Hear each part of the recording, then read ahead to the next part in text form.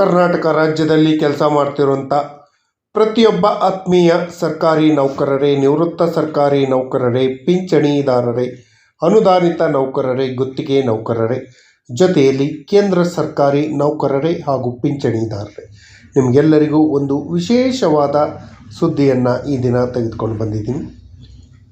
ಪ್ರತಿಯೊಬ್ಬರಿಗೂ ಯುಗಾದಿ ಹಬ್ಬದ ಈ ಶುಭ ಸಂದರ್ಭದಲ್ಲಿ ಉಪಯೋಗ ಆಗುವಂತಹ, ಲಾಭವಾಗುವಂತಹ ಒಂದು ಬಂಪರ್ ಗಿಫ್ಟನ್ನು ಕೇಂದ್ರ ಸರ್ಕಾರ ಹಾಗೂ ರಾಜ್ಯ ಸರ್ಕಾರಗಳು ಕೊಡೋಕ್ಕೆ ರೆಡಿಯಾಗಿದೆ.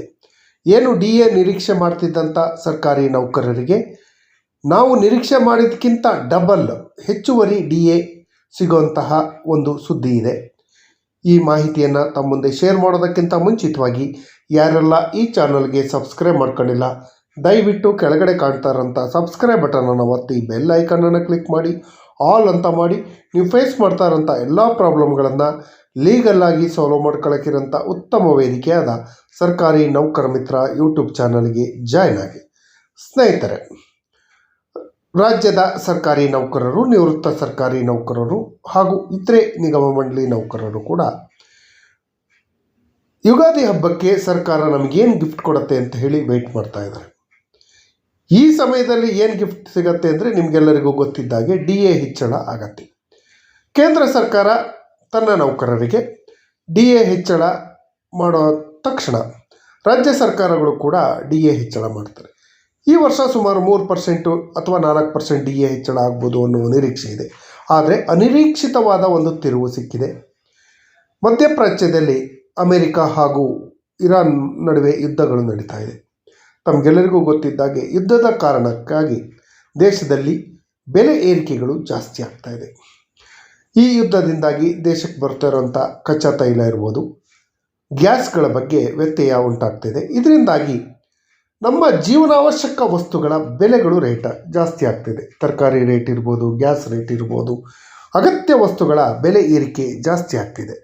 ಈ ಅಗತ್ಯ ವಸ್ತುಗಳ ಬೆಲೆ ಏರಿಕೆ ಜಾಸ್ತಿ ಆಗ್ತಾ ಇರೋದ್ರಿಂದ ಸರ್ಕಾರಿ ನೌಕರರು ಹಾಗೂ ನಿವೃತ್ತ ಸರ್ಕಾರಿ ನೌಕರರ ಜೀವನದ ಮೇಲೂ ಕೂಡ ತುಂಬ ಪರಿಣಾಮವನ್ನು ಬೀರ್ತಾ ಇದೆ.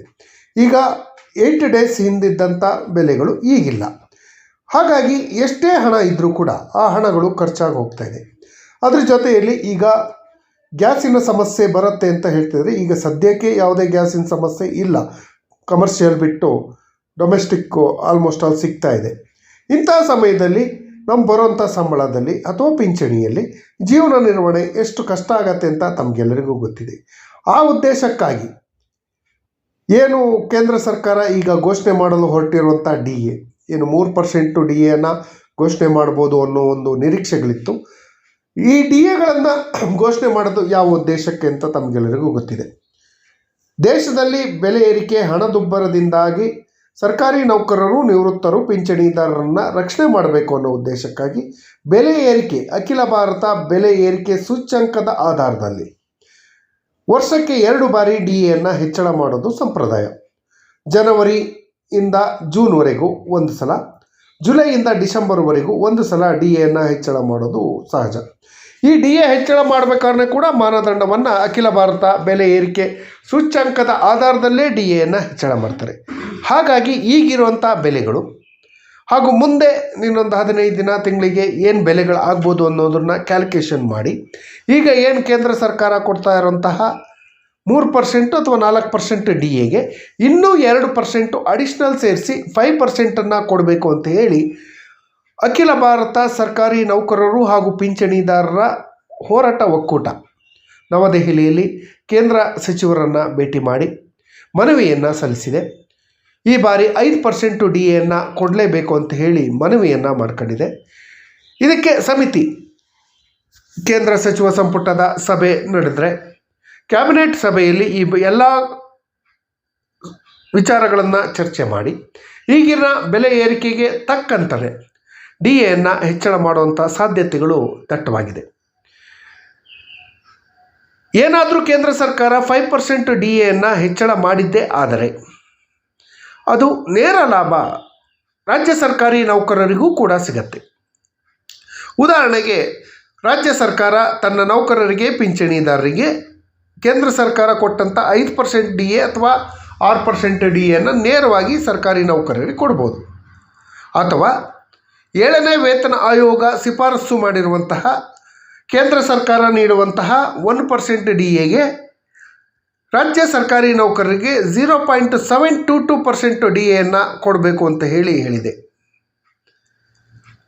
ನಿಮಗೆಲ್ಲರಿಗೂ ಗೊತ್ತಿದ್ದಾಗೆ ಒಂದು ಅದೇ ಮಾನದಂಡದ ಆಧಾರದಲ್ಲಿ ನಾವು ನೋಡಿದ್ರೂ ಕೂಡ 7ನೇ ವೇತನ ಆಯೋಗದ ಮಾನದಂಡದ ಆಧಾರದಲ್ಲಿ ನಾವು ನೋಡಿದ್ರೂ ಕೂಡ ನಮಗೆ ಒಂದು 3.5% 3.25% ಅಥವಾ 4% DA ಅಂತ ಸಿಗೋದು ಖಚಿತವಾಗತ್ತೆ. ಹಾಗಾಗಿ ನೌಕರರು ಮನವಿಯನ್ನು ಮಾಡ್ಕೊಳ್ತಾ ಇದ್ದಾರೆ, ಈಗಿರುವಂಥ ಬೆಲೆಗೆ ತಕ್ಕಂತೆಯೇ DAಯನ್ನು ಘೋಷಣೆ ಮಾಡಿ, ಆ DAಯನ್ನು ಕೂಡ ಈ ಯುಗಾದಿ ಹಬ್ಬಕ್ಕೆ ಮುಂಚಿತವಾಗಿ ಘೋಷಣೆ ಮಾಡಿ ಅಂತ ಹೇಳಿ ಮನವಿಯನ್ನು ಮಾಡ್ಕೊಂಡಿದ್ದಾರೆ. ಈ ಬಗ್ಗೆ ಸರ್ಕಾರಿ ನೌಕರ ಸಂಘದ ಅಧ್ಯಕ್ಷರು ಕೂಡ ಹಾಗೂ ಇತರೆ ಸಂಘಗಳು ಕೂಡ ಮನವಿಯನ್ನು ಮಾಡ್ಕೊಂಡಿದ್ದಾರೆ. ಅಖಿಲ ಭಾರತ ಸರ್ಕಾರಿ ನೌಕರರು ಹಾಗೂ ಪಿಂಚಣಿದಾರರ ಹಿತರಕ್ಷಣಾ ಒಕ್ಕೂಟ ಕೂಡ ಕೇಂದ್ರ ಮಟ್ಟದಲ್ಲಿ ಕೇಂದ್ರ ಸರ್ಕಾರದಲ್ಲಿ ತನ್ನ ಒತ್ತಡವನ್ನು ಅಥವಾ ಮನವಿಯನ್ನು ಸಲ್ಲಿಕೆ ಮಾಡಿ ಈ ಬಾರಿ ಕೇಂದ್ರ ಸರ್ಕಾರಿ ನೌಕರರು ಹಾಗೂ ಪಿಂಚಣಿದಾರರಿಗೆ ಕೇಂದ್ರ ಸರ್ಕಾರದಲ್ಲಿ ಸುಮಾರು 49 ಲಕ್ಷ ಸರ್ಕಾರಿ ನೌಕರರಿದ್ದಾರೆ, 69 ಲಕ್ಷ ಜನ ಪಿಂಚಣಿದಾರರಿದ್ದಾರೆ. ಈ ಎಲ್ಲರಿಗೂ ಕೂಡ 5% DAಯನ್ನು ಘೋಷಣೆ ಮಾಡಬೇಕು ಅನ್ನೋ ಒಂದು ಮನವಿಯನ್ನು ಮಾಡ್ಕೊಂಡಿದ್ದಾರೆ.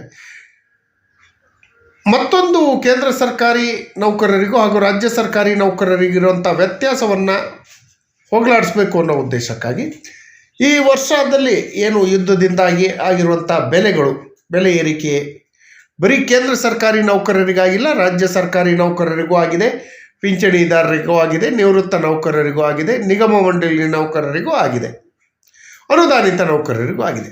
ಹಾಗಾಗಿ ಇದೊಂದು ಬಾರಿ ಅಖಿಲ ಭಾರತ ಬೆಲೆ ಸೂಚ್ಯಂಕದ ಆಧಾರದಲ್ಲಿ ರಾಜ್ಯ ಸರ್ಕಾರ ಕೂಡ ಕೇಂದ್ರ ಸರ್ಕಾರ ಎಷ್ಟು DAಯನ್ನು ಘೋಷಣೆ ಮಾಡುತ್ತೋ ಅಷ್ಟು DAಯನ್ನು ಕೊಡೋ ನಿರ್ಧಾರಕ್ಕೆ ಬರಬಹುದು ಅಂತ ಹೇಳಿ ಮೂಲಗಳು ತಿಳಿಸ್ತಾ ಇದೆ. ಇದರಿಂದಾಗಿ ಬೆಲೆ ಏರಿಕೆಯಿಂದ ಬಳಲುತ್ತಿದ್ದಂತಹ ಸರ್ಕಾರಿ ನೌಕರರಿಗೆ ಅಗತ್ಯ ವಸ್ತುಗಳನ್ನು ತೆಗೆದುಕೊಳ್ಳಲು ಉಪಯೋಗ ಆಗತ್ತೆ. ಹಾಗಾಗಿ ಇದೊಂದು ನಿರೀಕ್ಷೆ ಇದೆ. ಕೇಂದ್ರ ಸರ್ಕಾರ ಹಾಗೂ ರಾಜ್ಯ ಸರ್ಕಾರಗಳು ಈ ವರ್ಷ ಒಂದು 5% DAಯನ್ನು ಕೊಡ್ಬೋದು ಅನ್ನೋ ಒಂದು ಹೆಚ್ಚುವರಿ DAಯನ್ನು ಕೊಡ್ಬೋದು ಅನ್ನೋ ಒಂದು ನಿರೀಕ್ಷೆಗಳಿದೆ. ಇದು ಆದಷ್ಟು ಶೀಘ್ರದಲ್ಲಿ ಕೊಡಲಿ ಅಂತ ಹೇಳಿ ಸರ್ಕಾರದಲ್ಲಿ ಕೇಂದ್ರ ಸರ್ಕಾರ ಹಾಗೂ ರಾಜ್ಯ ಸರ್ಕಾರ ಎರಡರಲ್ಲೂ ಮನವಿಯನ್ನು ಮಾಡ್ಕೊಳ್ತಾ ಈ ಮಾಹಿತಿ ನೋಡಿದ್ದಕ್ಕೆ ತಮಗೆಲ್ಲರಿಗೂ ಧನ್ಯವಾದಗಳು.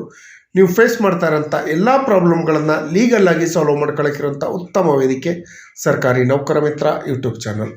ಧನ್ಯವಾದಗಳು. ಜೈ ಹಿಂದ್, ಜೈ ಕರ್ನಾಟಕ ಮಾತು.